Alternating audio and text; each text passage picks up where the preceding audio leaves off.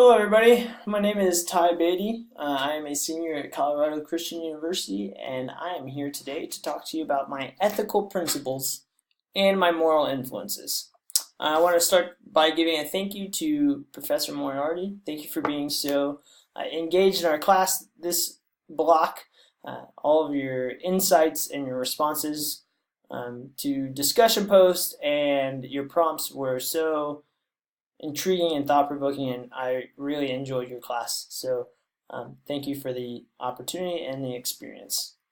Okay, so ethical principles. Where do we get our ethical principles? If you are like me, a Christian, you get your ethics from the Bible. So Christianity exists in a deontological ethical system, which means we have something already provided for us that is a ruler of right and wrong.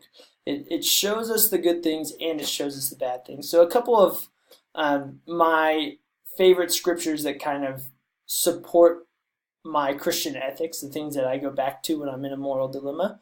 The fruits of the Spirit, Galatians 5:16 through 23. We know that the Holy Spirit lives inside of us, and that through discernment, the Holy Spirit provokes us to moral good, and out of the moral good comes the fruits of the Spirit. So if you are ever seeing someone live in patience and kindness and meekness, that means they are living a morally upstanding life and walks with the Holy Spirit. So Luke 10:25 through 37 is the Good Samaritan. That brings about that central ethical virtue of love, compassion for your neighbor. James 1:17 and Psalms 24 through 1 talks about the lordship that God has over his creation and the responsibility that has been given to us as stewards of his creation to use it well, right? And so that's not just materialistic creation, but that's knowledge and philosophy and science and technology and all of these other things that really are God's gifts or God's creation, right? So let's get into some ethical issues. This is a picture of the Apostle Paul on the road to Damascus after his conversion or during his conversion. Paul is the story of complete ethically bad person being transformed from Christ into the most ethically good person. So I thought that was an appropriate picture. One of the first things that I enjoyed learning about this year was euthanasia. Euthanasia is assisted suicide. It's not legal in the U.S. except for in Oregon, but it is the painless acceleration of death that is performed on a patient with an incurably deadly disease. So this brings up two dichotomous thoughts or views. The first is that as stewards of God's creation, we have the knowledge and the science to understand how the pain receptors in the brain work, and we understand how have the medical technology to see when or how close you are to dying. And so in that, right, are we being good stewards of those things if we are not providing this lethal injection to this patient? The other side of that is, as a Christian, we know that the wages of sin is death. And is that doctor playing the role of God by preemptively bringing about death that was not his place to do so? So that's a very interesting pool. I think that it's a hard one to talk about and a hard one to kind of decide, but it's a fun one to study. So sexual ethics are something that's important to me. Is it theologically and morally acceptable to take birth control?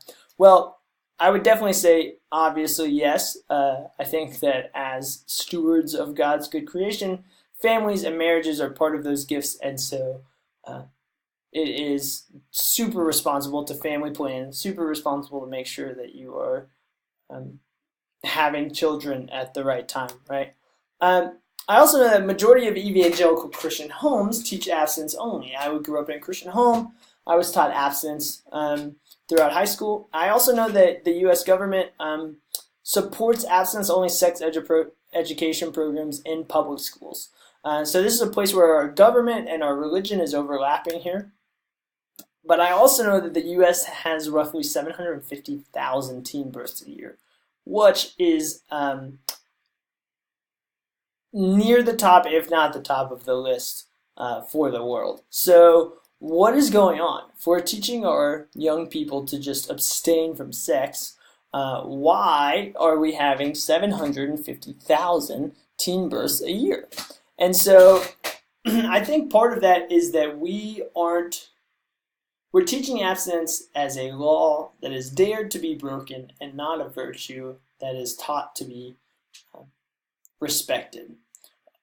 Abstinence really is just self-control, which is a fruit of the Spirit, which we talked about earlier. How do you follow the fruit of the Spirit? How do you get the fruit of the Spirit? And so that's what's going wrong. It is for us to have the knowledge and the information to protect teenagers from pregnancy, STD, STIs, unwanted abortions, miscarriages, whatever that may be. For us to keep that information from them is just as ignorant and irresponsible as it is to go out and get pregnant at 16 or 17. Even more so since that legislature is coming from adults that are not allowing these kids the science of how to protect themselves. So I think that is definitely a huge thing. The morality of war is another something that we talked about this class. When is war justifiable? When you're defending yourself, when someone you love is being picked on or messed with, or is it just sometimes when you feel like you need to be the boss? Like that person over there is doing something that isn't right and it shouldn't be right, and you've got to stop that. The thing about war is that there's always a winner or loser, and it tends to, the victorious side tends to become prideful. This is what happened with America coming off of World War II. As the young war hero country, we began to become prideful, and then in the 90s we decided, well, the Middle East needs some reform, so we will bring in our Western society ideologies, and we will demand it upon them with military force. And the people just didn't like that. They needed help, but by the time that we got there, they didn't want help from us because it just hurt too much. Another thing about war is weapons of mass destruction. This is a huge thing that did not used to be a problem, and now within the last 60 or 70 years, it's become this thing where we can wipe out massive cities in one blow with this nuclear bomb. But could it ever be ethical to use a weapon of mass destruction like that? And I don't think that you can ever think of a process where I could see it to be ethical because of its untargeting, like its inability to be able to be targeted, the civilian casualties that come with it. It is just not a good development of war. This is the case study that I chose to do. Terry Kelly received a National Institute of Mental Health grant for research in the Western Tropics. As part of her personal gear, she took along a considerable amount of medication which her physician had prescribed for use. Should Kelly find herself in an active malaria region, later, after settling into a village, Kelly became aware that many of the local people were quite ill with malaria. So here's the dilemma. She had such a large supply of medication, but much more than she needed. Should she distribute it? So our facts are Kelly is traveling. She's funded by a mental health research grant. She's prescribed personal malaria medicine from her personal physician, and she's staying in a village with malaria patients. So the ethical issues here is Kelly could give away her excess medicine to the villagers, or she could keep it in case of her own illness. But we have to figure out, does anything else hold higher virtues in this situation? I think a few things do. Her original reason for being there, we don't want her to neglect the people that are funding her for a reason to be there. We also need to know the level of sickness of each villager. So whether that be, someone has been sicker for longer, or someone is has less opportunity to get the medicine. Whatever that is, that should be held as a pretty high virtue. Kelly's own health should be held as a high virtue. There's no point in giving away all of her medicine if in a few days she needs some as well. And we also need to remember Kelly is not a doctor. So no way in full consciousness or full 100% assuredness could she diagnose a patient with malaria or administer the right amount of medicine to a patient with malaria. So we have to keep that in mind. Are there any alternative solutions to our problem? I think the alternative solution here that I would most likely go with is Kelly could talk to local health officials and local leaders, and that would get her in contact with people that are way more equipped to treat patients. It would still let Kelly fill a need by understanding that she has a surplus of things and there are people that need it and she can give those. And it helps Kelly do that in a way that is congruent with the culture, involving the local leaders and the health officials. And it also gives her the opportunity to not neglect her work or her original intention of travel, because she's putting that ball in those other courts. And so talking to the local health officials and the local leaders would put Kelly in a position to be able to administer the right amount of medicine and be able to diagnose people with malaria and also understand who needs it more than others. So an ethical thing that I am on the middle of the fence is the ethics of war. I know that humanity has had a history of violence and war, and that war can be justified at times. It can also be the result of pride at times. But the question that puts me in the middle of the aisle is, what else? What else? There is no control of people, just termination.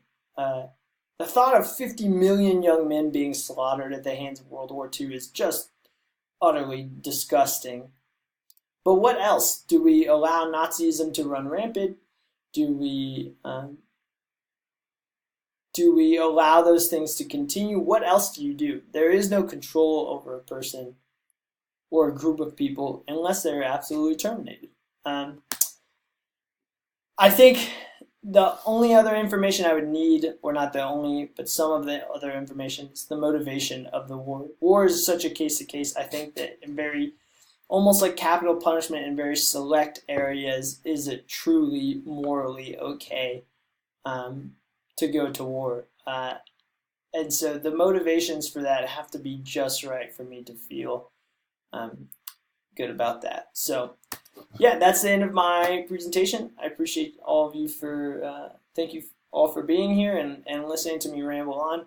I really enjoyed this class, and I enjoyed learning and being able to put that all together. So thank you guys. Have a good one.